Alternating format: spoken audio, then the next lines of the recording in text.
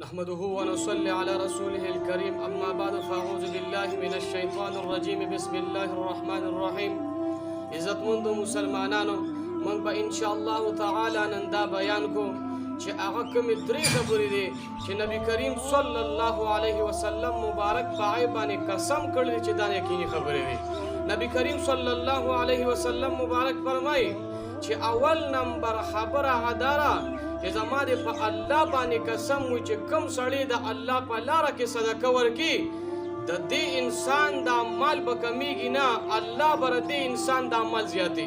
او دا نبی علیہ السلام مبارک فرمایي چې دا یقیني خبره ده.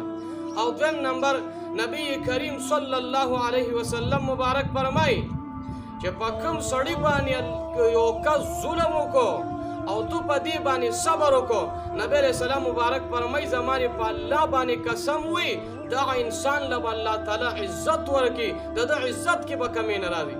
او دریم نمبر نبی کریم صلی الله علیه وسلم مبارک دا په خپل باندې فرمایلی دی چې کوم سړی یعنی هغه د سوال دروازه کولا وکړه، هغه سوال واړي، نبی کریم صلی الله علیه وسلم مبارک فرمای الله به په دې انسان باندې د غربت او د فقر دروازې کولا وکي، الله به غریب کی، الله جل جلاله به دا انسان دا غریب کی. نو صدقه دا ډیر غټ فضیلت لري. نبی کریم صلی الله علیه وسلم فرمای والصدقه تمنع میتة السوء، صدقه ورکوا په بد مرګ نبی علیہ السلام مبارک فرمای دا نمبر دا د مشکات شریف دا روایت ته صدقه دومره غټ فضیلت لري. منصور ابن عمار رحمت الله تعالی علیه ورځ بیان کو په بیان په دوران کې یو کس پاسېدو وی مال 4 درهم پکار دی. منصور ابن عمار رحمت الله علیه اعلان وکړو چې دې کس له 4 درهم ورکړلې نو دغه انسان ته به 4 دعاګانې زه کوم. یو غلامو په دغه خلکو کې ناست هغه پاسېدو، منصور ابن عمار رحمت الله علیه ته وی دا 4 درهم به زه ورکمه، یعنی ما ته به سوال وکړي 4 دعاګانې به ما ته وکړي. نو منصور ابن عمار رحمت الله علیه ورته وی او تا ته به 4 دعاګانې وکړم، 4 درهم دا یې وله ورکړلو. منصور ابن عمار رحمت الله علیه ورته وایي وایه دعا کوه، کومه دعا؟ الله نه سوال کې ورته وی اول نمبر دعا هغه زه دا کومه چې ګوره زه غلام یم چې الله جل جلاله ما د غلامین خلاص کی زه آزاد شم. منصور ابن عمار رحمت الله علیه الله ته سوال وکړو پروردگار عالمه یعنی دې د غلامین خلاص کی.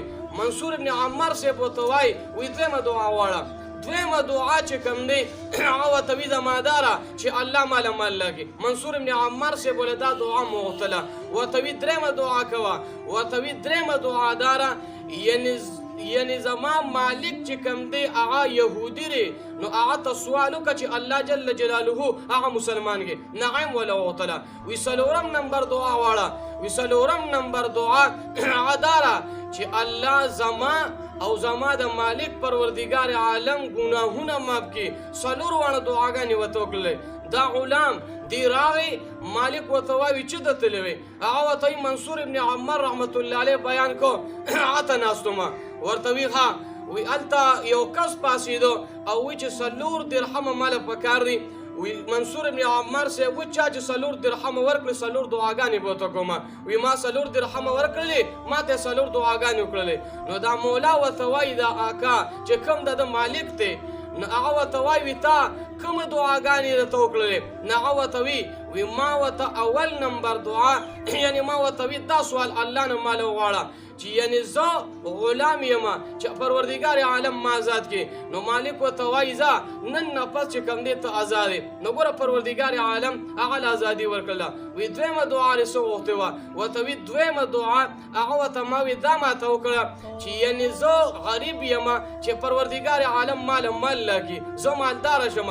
منصور ابن عمار صاحب ته هم دغه دوران کې ماته دعا دا وکړله. ورته وی ښه تا 4 درهم ورکړي، وی 4 درهم مالک ولا 4 درهم ورکړلو. وی درېمه دعا یې څه کړې وه؟ وی درېمه دعا مې دا کړې وه چې زما مالک یهودي دی دعا وکړه چې زما دا مالک پروردګار عالم مسلمان کې. نو دی ورته وی ویزا د نن ما کلمه ویله زه مسلمان شوم. وی څلورمه دعا مې دا وکړله چې پروردګار عالمه یعنی زما او دا کرنګي زما د مالک چې ګناهونه پروردګار عالم معاف کړي. وی دا څلور دعاګانې.